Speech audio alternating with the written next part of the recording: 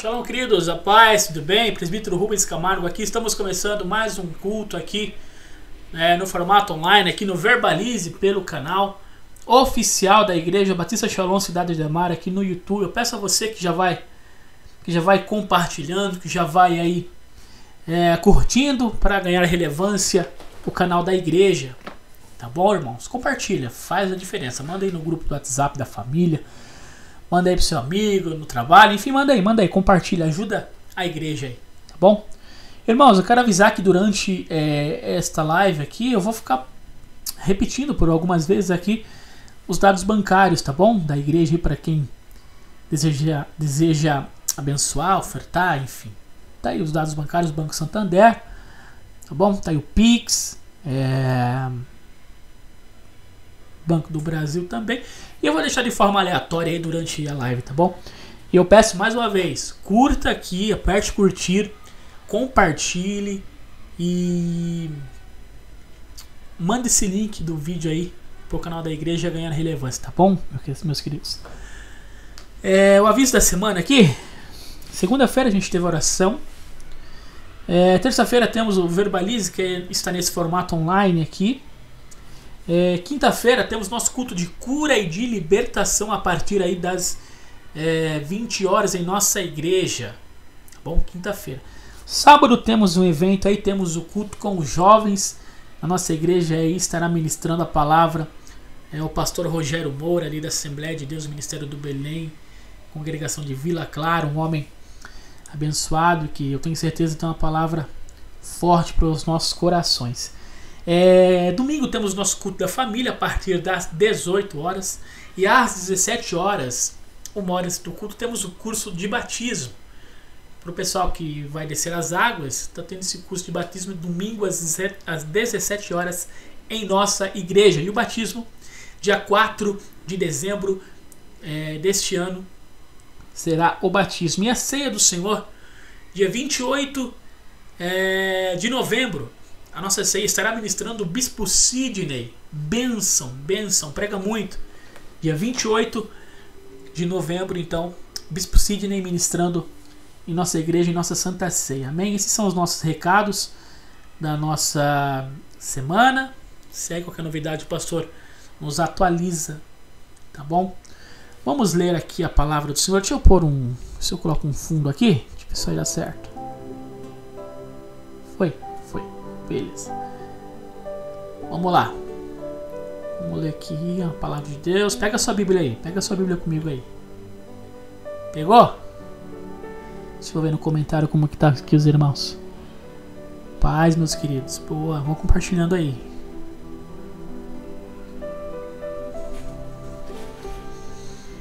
Vamos lá.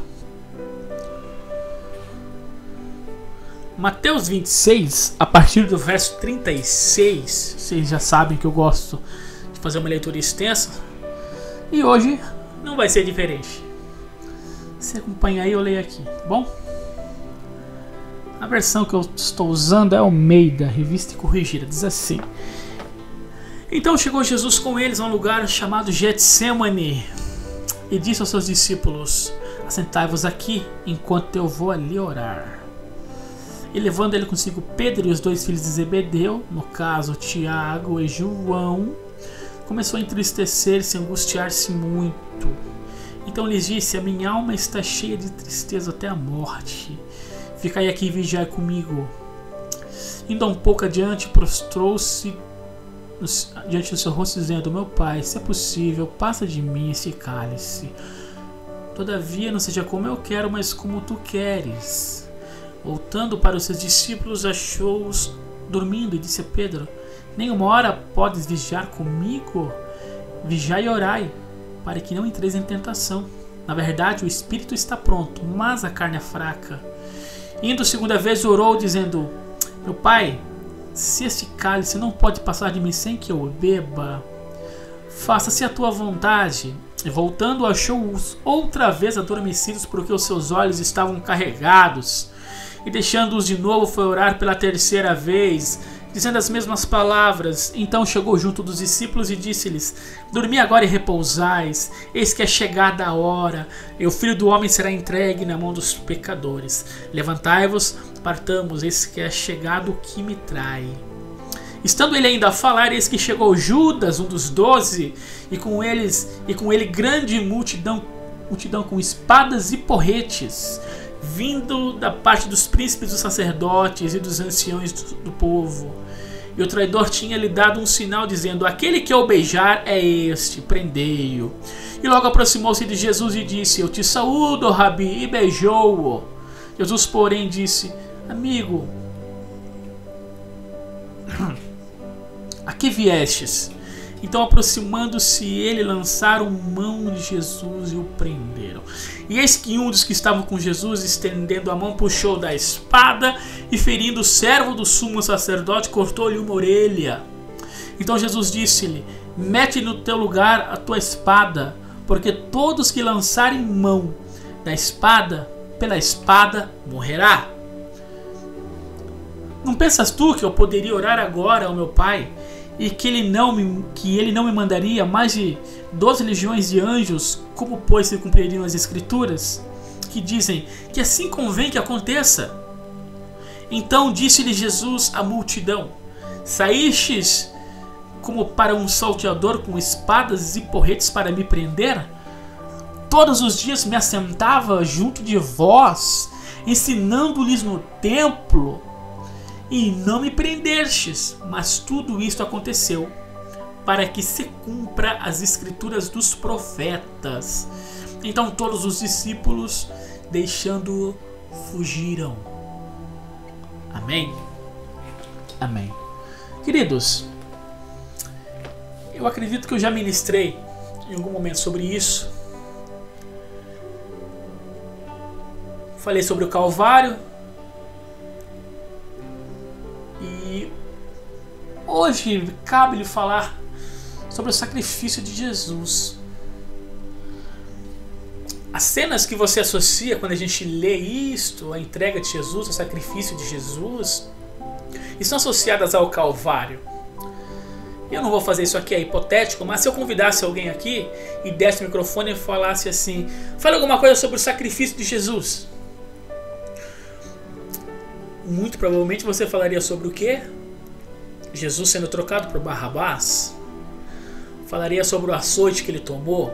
Falaria sobre o Cirineu ajudando-o com a cruz? Falaria sobre os cravos, sobre os espinhos da coroa, sobre a lança que o transpassou? Falaria sobre a própria cruz, sobre a zombaria aos pés da cruz, né? Sobre o famoso brado Tetelestai, está consumado, lá na cruz. Onde eu quero chegar com isso é que nós sempre vamos associar a entrega de Jesus ao Calvário. Mas quando nós paramos para analisar o contexto daquele momento, nós vamos perceber que a entrega de Jesus por nós não começou no Calvário. Ela culminou no Calvário. O ápice foi o Calvário, mas a entrega, o sacrifício de Jesus, a angústia, a dor, no nosso lugar, já começou às vésperas do Calvário, naquela madrugada de quinta para uma sexta-feira, em um jardim chamado Getsemane. Sabe por quê? Porque Jesus não sofreu somente no Calvário.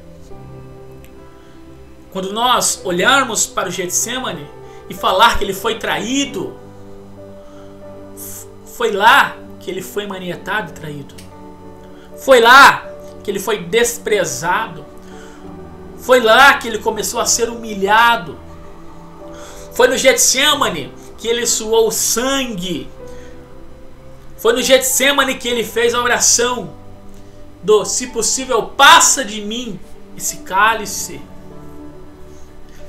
Então a entrega de Jesus por nós, o processo da entrega, não começou no Calvário, começou no Getsemane. O ápice foi no Calvário. E a maior vitória foi no sepulcro vazio. Em um domingo, pela manhã. Sabe o que é isso? É a tríade que compõe a nossa remissão. Porque não adianta ele ter ido para a cruz e o sepulcro estivesse ocupado. Então nós temos que olhar para essa tríade para entender a entrega de Jesus, o processo que nos alcançou, que culminou na salvação. E aí, refletindo sobre isso, como eu gosto de pensar, meditar nesses detalhes da Escritura, fiquei pensando, e confesso que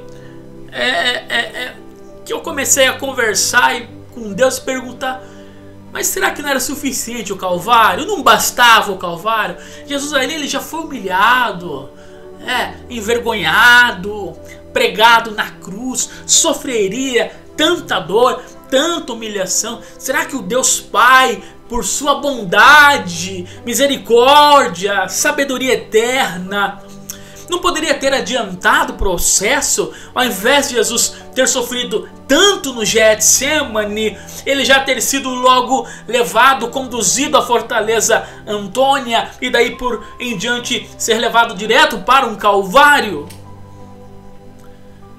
Por que ele tinha que sofrer também naquela madrugada, de quinta para sexta-feira?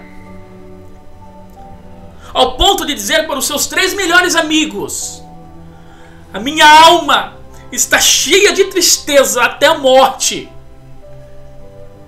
Por que ele tinha que passar por isso também? Aí foi quando Deus ministrou uma palavra no meu coração, para minha edificação pessoal, e eu estou compartilhando com você nesta noite. Eu espero que você receba. Sabe, Deus falou para mim: faz parte do processo. Para viver o milagre do sepulcro aberto domingo de manhã, tem que suportar as provações do Getsemane na madrugada de quinta para sexta-feira. Faz parte do processo. Aí eu fiquei pensando na diferença entre o Calvário e o Getsemane. É lógico que são diversas, são inúmeras. Mas qual a diferença de ser provado no Getsemane, de sofrer no Getsemane, de sangrar no Getsemane e sangrar no Calvário, sofrer no Calvário, ser exposto no Calvário? A diferença, irmãos, é que são 2 níveis de provação. O Calvário foi uma prova pública que Jesus passou. Pública. Para todos ver. Se você já viu como que é Jerusalém, ou você já foi, já visitou Jerusalém, um dia eu pretendo ir, mas se você já viu em filmes ou documentários ou algo assim, as ruas de Jerusalém, né? Para você entender, é fácil de entender a cena porque você pensa, do lado de fora da cidade, era uma Páscoa, 2000 anos atrás, Jerusalém estava apinhada de pessoas. Pessoas de centenas de nações iam até Jerusalém celebrar a Páscoa. E todos que passaram por ali e ergueram a cabeça para o alto do Gólgota, que é um monte que fica um pouco acima de Jerusalém, viram Jesus pregado na cruz. E a cruz do meio. E você sabe muito bem que a cruz do meio, ela era reservada para o criminoso de maior periculosidade. Então a prova que Jesus passou no Calvário foi uma exposição pública, humilhante. Todos ouviram sofrer. Já no Getsemane não. Enquanto Jerusalém dormia, ele sangrava no jardim. Enquanto Jerusalém dormia, ele era traído.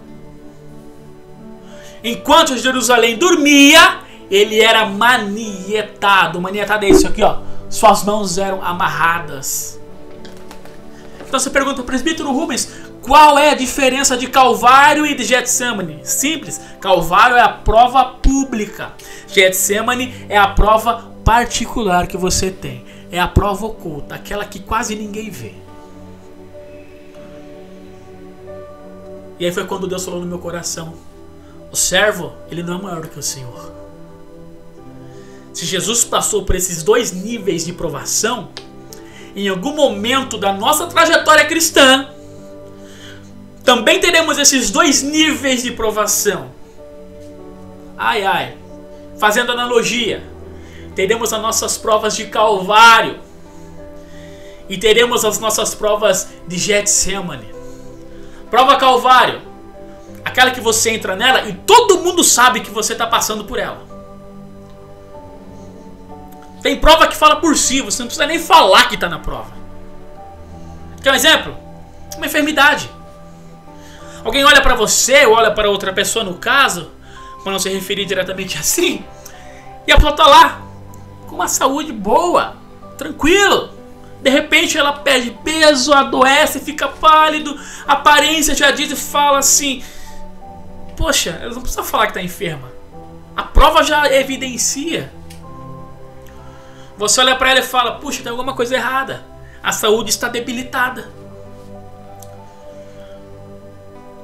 Uma prova financeira, por exemplo, poxa, andava com um carrão, agora está pegando busão. Sabe? São provas que você vê. Era de um jeito, está de outro. São provas que falam sozinhas, são os nossos calvários. É aquela prova com a família que você não precisa falar que está tendo dificuldade. A vizinhança vê que o filho faz, que o filho apronta, que a filha apronta. O condomínio sabe quando o cônjuge chega, ele ouve os gritos. São provas que falam por si. As pessoas olham pra gente e percebem que nós estamos na prova. Tem prova que fala sozinho. São os nossos calvários, provações públicas que nós passamos. Aleluias! Mas todos nós também temos os nossos Getsêmanes. Aquelas provas que nós passamos e ninguém sabe que nós estamos nela. Sabe? Gente que tá na live aqui, ó. Que tá quietinho lá na casa. Tá com o fone de ouvido quietinho. Ou tá na cama encolhido ali, ó. Ou tá numa condução em algum lugar escutando agora a minha voz. Sabe? Até canta, até adora, até louva, até chora, até pula. Mas tem coisas que tá acontecendo que só ela ou só ele, Deus, sabe o que acontece. O tamanho da dificuldade que está atravessando. O que é a prova de Getsemane, presbítero? Sabe? Aquela prova que a mãe deixa para chorar debaixo do chuveiro, para a lágrima misturar com as águas, e a família não vê que ela está chorando. O que é a prova de Getsemane, presbítero? É aquela que o pai deixa para chorar no volante, sabe? Indo pro trabalho, trabalhando sozinho. Não tem ninguém com ele, ele chora. Sabe a prova de Getsemane? Aquele problema tão constrangedor que falta coragem de marcar ali uma audiência, né? Um gabinete e abrir o coração pro seu pastor. Porque é constrangedor que você está passando. Todos nós temos os nossos Getsêmanes.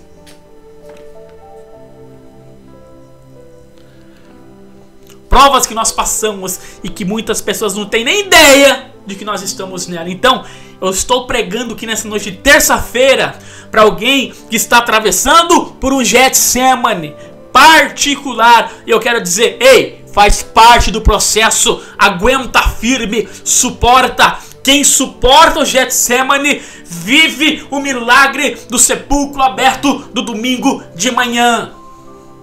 Aleluias! Faz parte do processo. E todo mundo aqui sabe.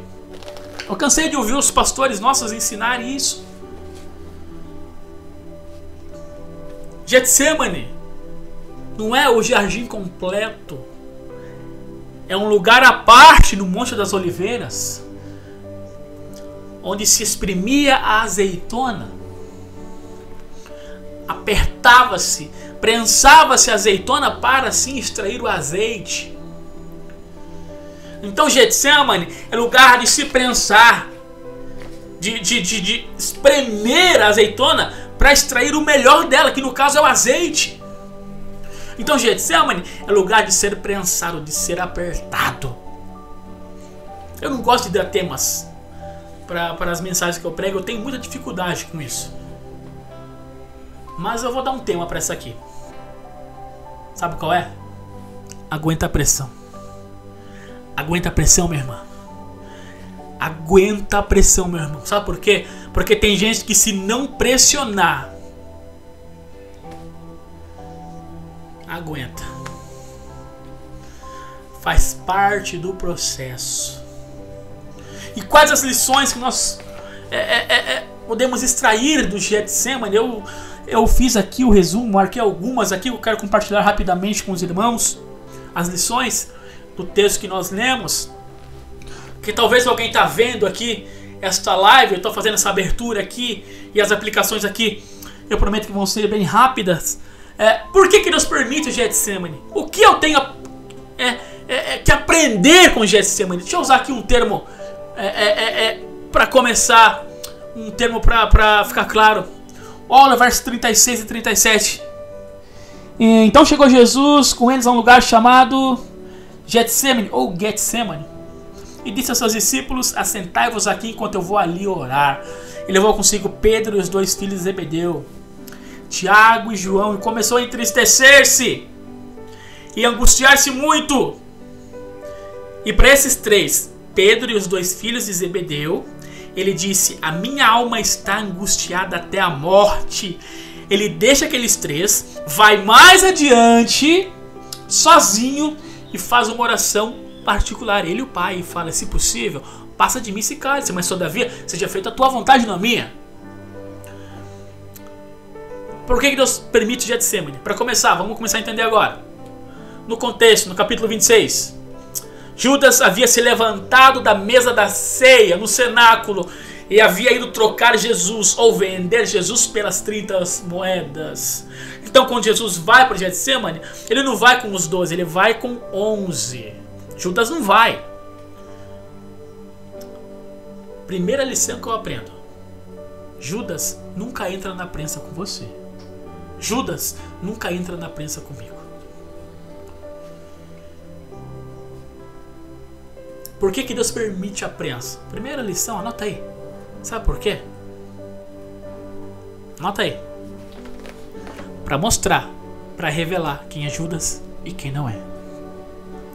Sabe quando que Judas entra na prensa? Depois que ele colocou as 30 moedas no bolso. Aí ele foi lá entregar quem era Jesus. Tem gente que só vai entrar na prensa contigo depois que lucrar alguma coisa. Jesus chega com 11. Quando ele chega com os 11, olha o processo que ele faz. Ele deixa 8 no lugar, chama 3 mais adiante, e para esses 3 ele abre o coração e olha o que ele diz para os 8: fiquem aqui e vigiem.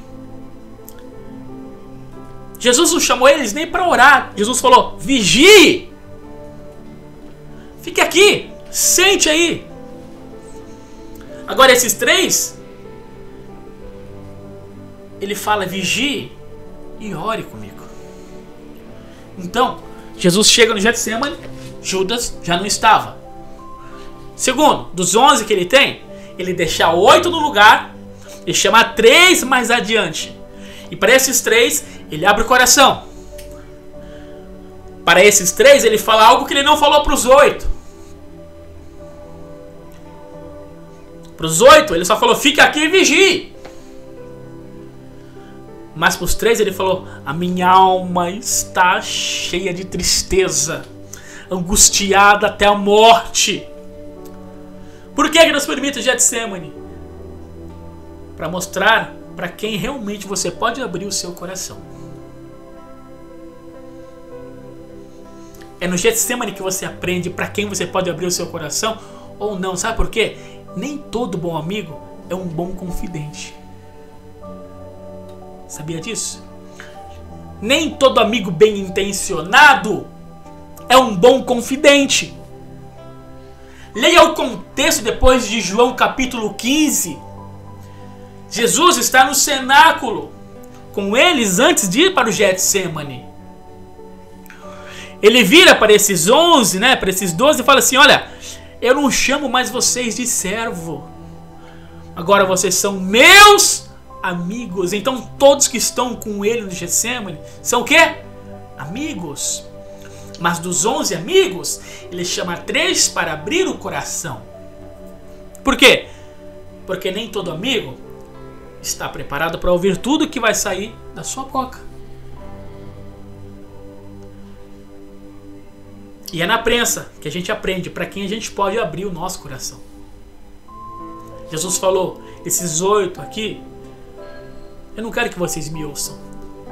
Eu quero que vocês vigiem comigo. Me faça companhia, fique aqui. Porque tem gente que quando você está na prova, ele não precisa falar nada. A presença dele já revela que ele é seu amigo.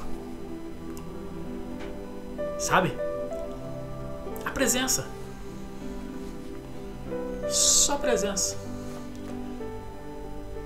Eu lembro que quando o meu avô faleceu, eu viajei para o interior. E fui lá acompanhar, lógico. Meu avô foi meu pai, me criou praticamente. E eu cheguei lá, eu vi alguns amigos. Amigos que eu não tive tempo nem de falar. Mas só de ouvir que eles estavam lá, eu sabia, olha, eles vieram. Amigos que a presença bastou. A presença bastou. É isso. É esses 8 aí, ó. Ele não falou nada, só ficou lá. A presença é suficiente para saber que são amigos. Fiquem aqui. Agora, tem 3 aqui que ele fala, eu vou abrir meu coração. Ele vira e fala assim, a minha alma está cheia de tristeza. Até a morte. Olha, esse culto de terça hoje aqui, além de ser uma noite de vitória, uma noite profética para tua vida, sabe? Deus vai mostrar para você, para quem você pode abrir o seu coração. Deus vai revelar para você quem é Pedro, quem é Tiago, quem é João, mas também quem é Judas. Deus vai revelar para você pessoas que você pode olhar e falar assim, ei, eu tô angustiado, eu tô triste, eu tô querendo parar, eu quero jogar tudo pro alto, ora comigo, ora comigo, ora comigo. Só que aí tem um detalhe. Tem um detalhe aqui. Jesus, ele não disse que estava triste por conta da morte. Não, você não vê ele falando isso. Ele fala, minha alma está cheia de tristeza até a morte. Não é por conta da morte, é até a morte. Jesus nunca ficou triste por causa da morte. É até a morte. Ou seja, de agora, na madrugada, de quinta para sexta, até amanhã, 3 horas da tarde, quando for entregar o meu espírito, até lá eu vou estar triste. Jesus nunca teve medo da morte, irmãos. Foi em João 10 que ele mesmo disse, a minha vida ninguém tira, eu a dou. E tomo de volta a hora que eu quiser. Então por que ele está angustiado? Por que ele está triste? Porque a partir desse momento aqui que nós estamos lendo, nós vamos entender um pouco melhor à frente. Todos os pecados do passado, do presente e do futuro vai começar a recair sobre ele.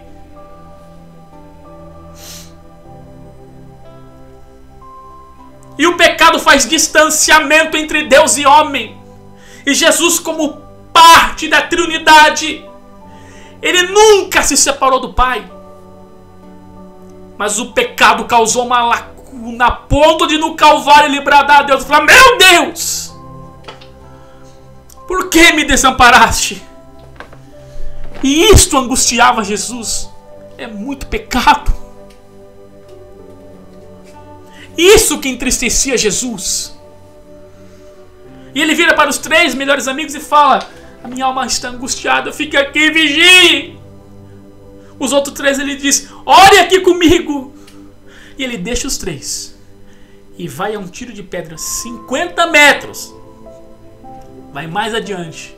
Ele faz uma oração que nem os 3 e nem os 8 poderiam ouvir. Ele fala: Pai, se possível, se tiver como, passa de mim esse cálice. Então tinha algo que ele ia dizer que os 8 não poderiam ouvir, mas os 3 poderiam. Mas tinha uma oração que ele ia fazer que nem os 3 e nem os 8, só Deus poderia ouvir. Só Deus poderia ouvir. E a oração foi: Pai, se possível, passa de mim este cálice. E Jesus vai lá e ora. E quando Jesus volta do primeiro período, da primeira hora de oração, verso 40, olha o que o texto diz: e voltando para os seus discípulos, achou-os adormecidos e disse a Pedro: tá todo mundo dormindo. Mas ó, ele fala com Pedro: nem uma hora você pode vigiar comigo, Pedro. Vigiai e orai, para que não entreis em tentação, porque na verdade o espírito está pronto, mas a carne é fraca. Foi Pedro quem ouviu isso. Essa repreensão foi dada a Pedro.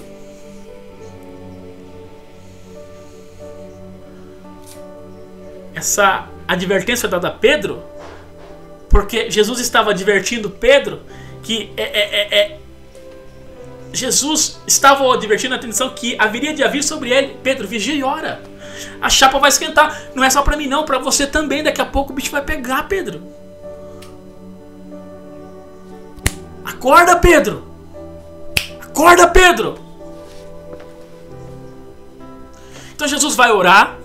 Mais uma hora após essa repreensão de Pedro. E quando Jesus retorna, o que eles estão fazendo? Dormindo de novo. E o texto é claro, o texto diz que os seus olhos estavam carregados. E eu fui dar uma pesquisada aqui do que é carregados, porque eu fiquei pensando nisso, sabe? Porque dos 12 discípulos que Jesus tinha, 7 eram pescadores. Lá em Lucas 5, passar a noite inteira acordado para pescar é comum. Eles ficaram acordados a noite inteira e não pegaram nada. Jesus chega lá e muda a sorte. Pescador era acostumado a passar noites em claro. Você sabe da história. Encheu tanto peixe que ele teve que compartilhar com o barco de Tiago e de João. João 21. Pós-ressurreição, os 7 voltam à pescaria, pescam a noite inteira, não pegam nada. Jesus chega e fala: ei, lança do lado direito. Mas eles ficaram o que? A noite inteira acordados. Então repare que esses que estão dormindo aqui no Getsemane, em 2 momentos na Bíblia já deixa evidenciado que eles ficaram a noite inteira acordados para pescar, mesmo não pegando nada. Aí fica a pergunta: por que para pescar fica acordado e para orar dorme? Sabe por quê? Porque pescar era o que eles gostavam de fazer. Quando é para fazer o que eu gosto, eu não meço esforço. Mas normalmente o que Deus me pede muitas vezes me confronta, sabe? Vai contra aquilo que eu quero, contra a minha vontade, tá entendendo? Sabe assim?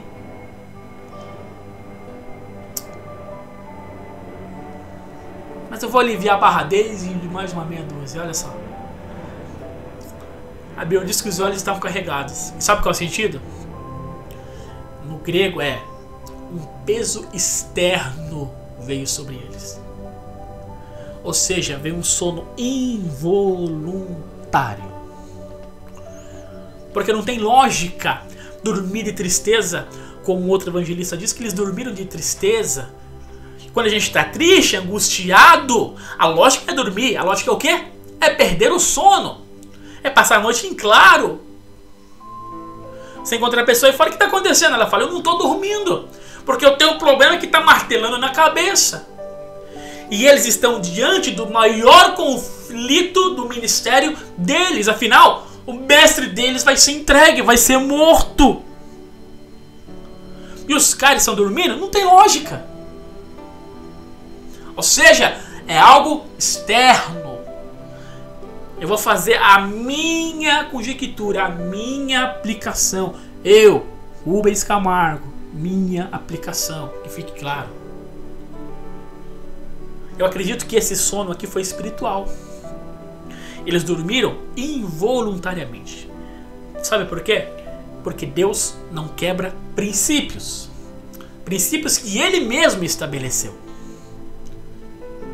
Por 2 vezes, nos evangelhos, Mateus 16, 18 e Mateus 18, também a partir do verso 18, por 2 vezes, Jesus virou para os discípulos, para esses mesmos discípulos, e disse assim: o que vocês ligarem na terra será ligado no céu. Glória a Deus. Agora imagine os 3 melhores amigos de Jesus, ou os 11, orando junto com ele, dizendo: Pai, passa o cálice dele. Pai, nós concordamos, passa o cálice dele. Deus iria olhar e falar o quê? Eu não posso quebrar o princípio que eu estabeleci. Se eles concordarem, eu vou ter que passar. Mas esse cálice eu não posso passar. Então, dorme, Pedro. Dorme, Tiago. Dorme, João. Porque esse cálice eu não posso passar. Jesus vai ter que beber. Sabe o que eu aprendo com isso aqui, irmãos? Tem gente que não me ajuda na prova. Não é porque não quer, não. É porque Deus não deixa. Tem gente que não me ajuda, não é porque não quer. É porque tem cálice que é meu, tem prensa que é minha, eu que tenho que beber, eu que tenho que ser apertado, eu que tenho que ser espremido, eu que tenho que passar, e não vai ter ninguém que vai me estender a mão. Não vai ter pai, não vai ter mãe, não vai ter pastor, não vai ter... Sabe por quê? Porque o cálice é teu, a prensa é tua, mas ó, a vitória também é tua, a conquista também é tua. Então, deixa eu falar uma coisa pra você, aguenta a pressão. Aleluia!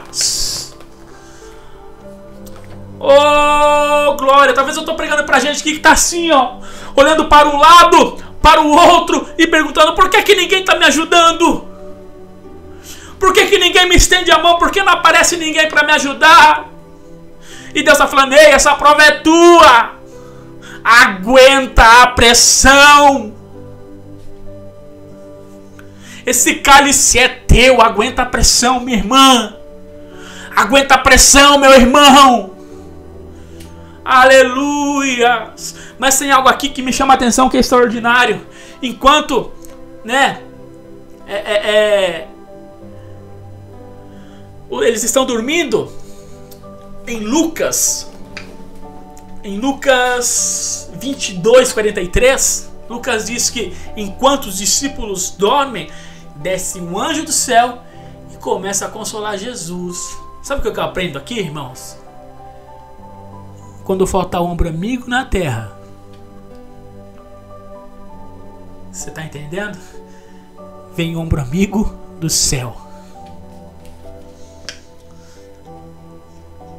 Quando Deus fala assim: não vai ter mão humana, vai ter mão divina. Vai ter consolo do céu. O Deus que te coloca na prensa, Ele abre céu na prensa, Ele estende mão, manda anjo na prensa. Aleluia. Recebe essa palavra em nome de Jesus, meu irmão. Recebe essa palavra em nome de Jesus, minha irmã. Recebe essa palavra em nome de Jesus. Glória a Deus. Você recebe essa palavra aí, minha irmã?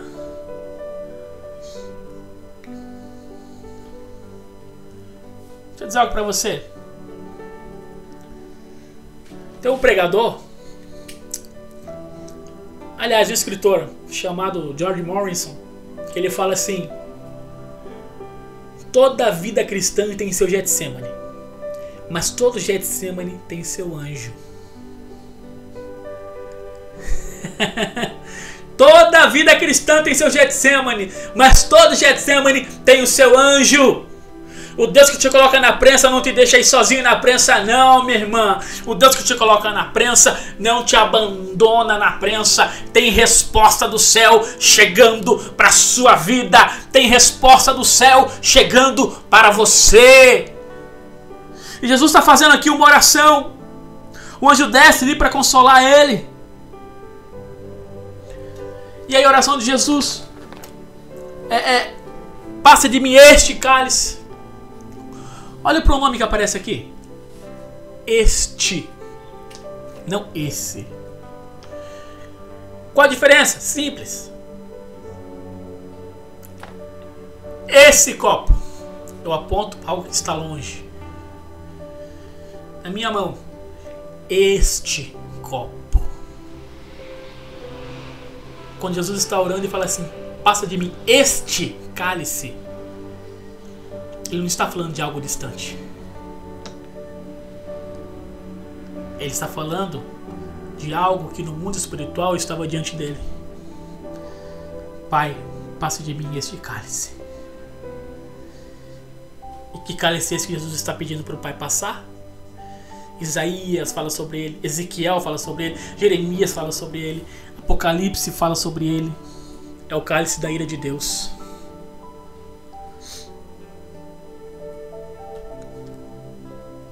Aquele que Jesus tomou no Calvário. Ele tomou no nosso lugar. Pergunta que eu te faço: Deus passou o cálice de Jesus? Não.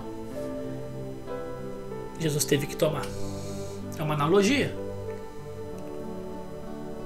Deus não passou o cálice de Jesus. Mas o que é mais interessante pontuar aqui é o que acontece no contexto anterior. Mateus 26, no 28, Jesus está reunido com os discípulos no cenáculo. Ele pega o cálice e diz assim: este cálice é o cálice da nova aliança do meu sangue.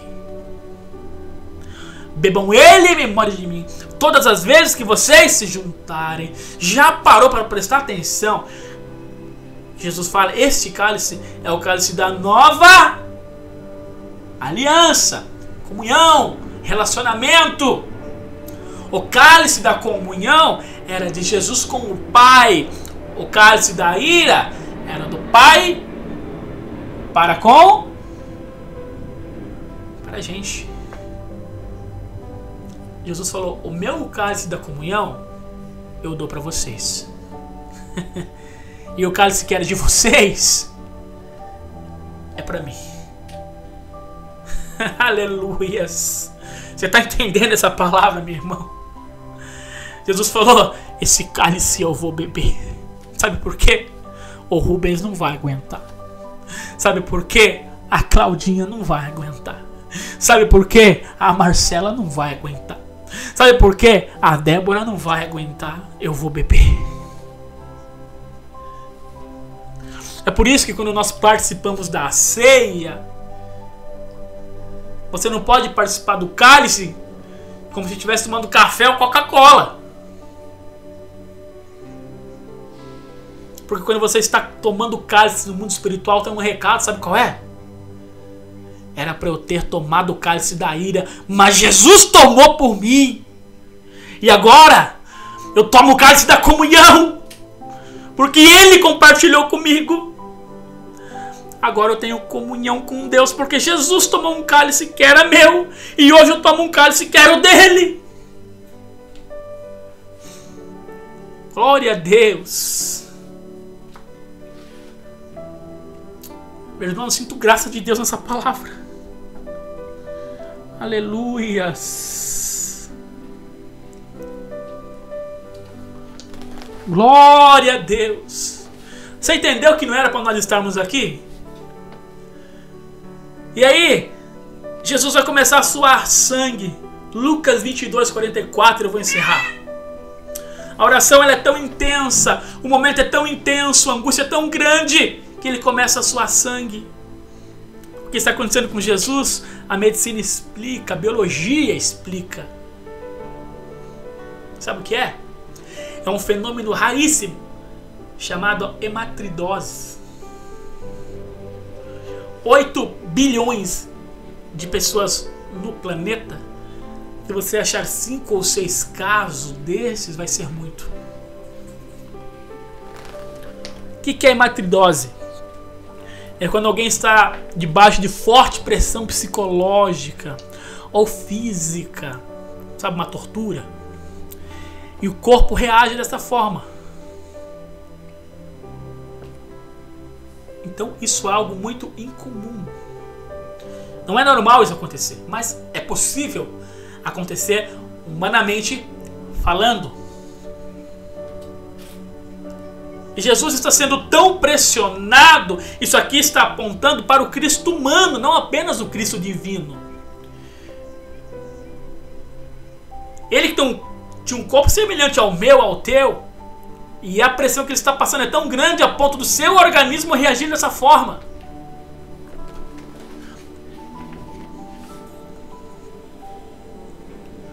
O corpo dele começa a reagir, ele começa a suar sangue. E eu pensei, por que a pressão está tão grande em cima de Jesus a ponto dele suar sangue? Irmãos, isso aqui tem tudo a ver, sabe com o quê? Com o lugar onde ele está. Ele está suando sangue no Getsemane. Vamos lá, suando sangue no Getsemane. E o que é Getsemane? Lugar de prensar, lugar de apertar, lugar de pressionar a azeitona. Jesus está lá sendo prensado e a pressão é tão grande que o corpo dele está reagindo, ele está suando sangue. Olha aí. Foi olhando para esse texto que eu entendi Abacuque 3,17. Foi aí que eu entendi. Abacuque 3,17. Porquanto que a fogueira não floresça, não haja fruto na vide, e o produto da oliveira minta. Que negócio esse do produto da oliveira mentir? Presta atenção nisso, anota, presta atenção. Vamos lá, qual que é o produto da oliveira? Azeitona. Tá? Repare que o profeta disse que não é a oliveira que vai mentir, é o produto da oliveira. Porque a oliveira aponta para quem? Para Cristo. Cristo não mente. Perfeito? Mas o produto da oliveira,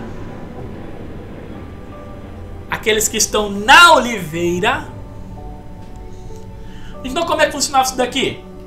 Que negócio é esse do produto da oliveira mentir? Vou te explicar, presta atenção.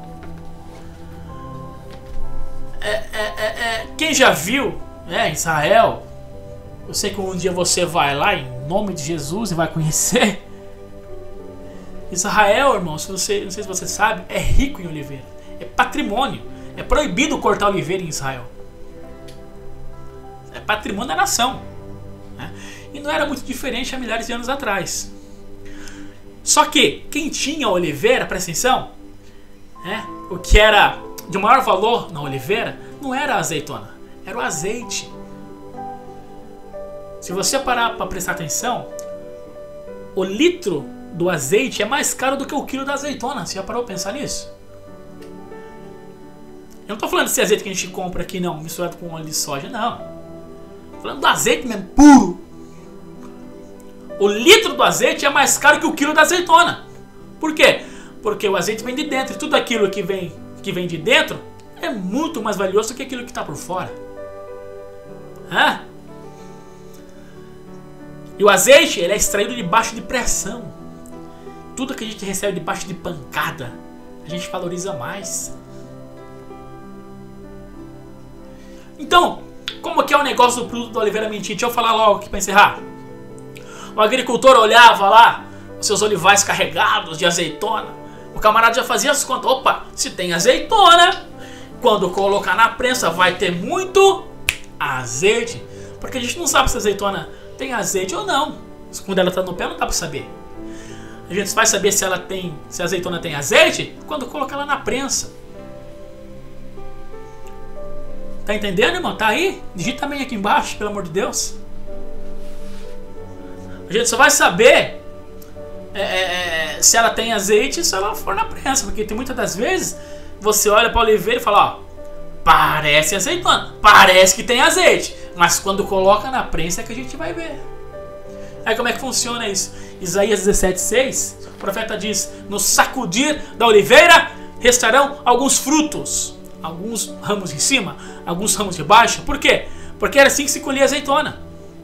Sacudia-se a oliveira. Mas sempre sobra alguma coisa. Por mais que a vida te balança, que o vento sopre, sempre vai sobrar algum fruto. Nunca vão arrancar tudo de você. Tá bom? Estendia-se um lençol assim debaixo da oliveira, chacoalhava. Hoje já tem uma máquina que faz isso, né, irmão? Estou falando daquele tempo. Hoje tem uma máquina que abre assim como se fosse um guarda-chuva, né, embaixo da oliveira, ao avesso assim, e sacode a oliveira e já cai. Sabe por quê? Porque a azeitona ela não pode cair no chão. Tem um texto que sempre me deixou encafifado, e depois eu fui entender. Que Deuteronômio 28:40, capítulo da bênção e da maldição. Quando Deus falou sobre maldição,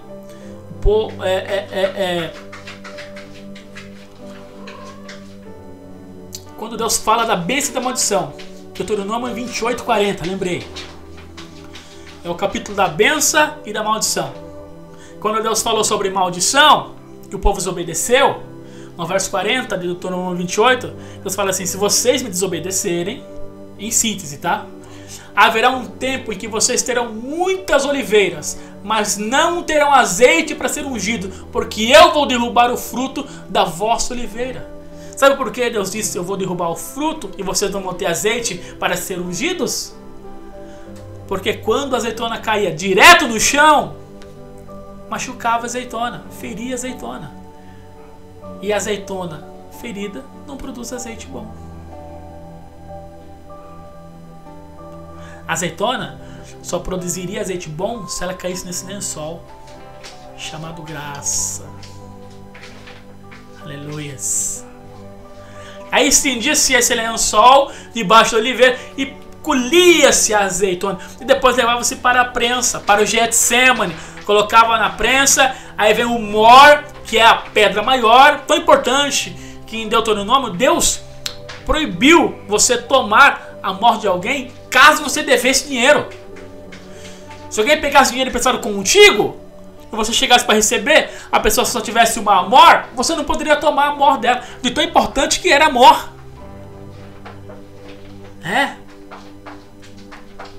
E lá em Juízes a mulher joga um pedaço de uma mor na cabeça de Abimeleque. Mas deixa para outro dia isso daí. A pedra saiu da mulher e esmagou a cabeça do inimigo. Essa pedra era uma mor. E isso fica por uma próxima oportunidade.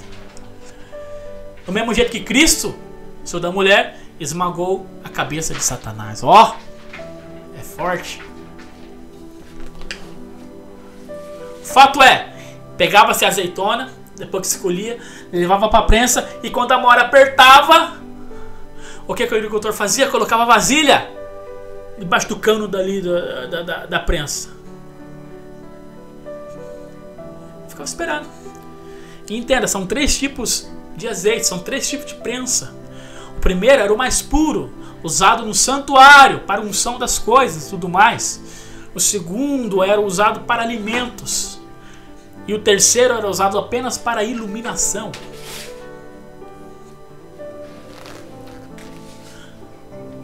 E o agricultor colocava a vasilha debaixo da prensa e dizia assim: olha, quando apertar a azeitona, vai sair azeite. E ele colhia toda aquela azeitona que ele tinha e colocava na prensa. E a mor apertava. Só que em algumas oportunidades, quando ele colocava a azeitona e prensava e esperava com a vasilha, não caía azeite. Não pingava. Sabe por quê? Porque só tinha polpa, só tinha carne na azeitona, não tinha azeite dentro. Ele falava: o produto da oliveira mentiu. Parecia que tinha. Quando tava no pé, tava bonito que só. Mas quando saiu carne. O produto da oliveira mentia é isso, meu irmão. E por que Cristo tem que ser exprimido no Getsemane antes de ir para o Calvário? Porque ele traz consigo uma prerrogativa.